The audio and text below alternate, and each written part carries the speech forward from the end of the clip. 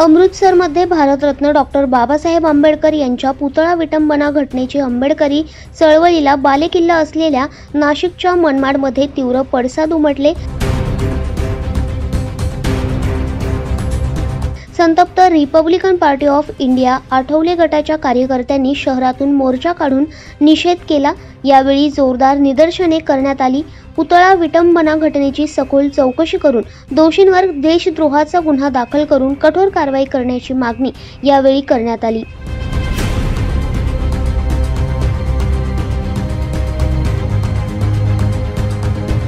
दैनिक भ्रमरसाठी प्रतिनिधी नैवेद्या बिद्री, मनमाड।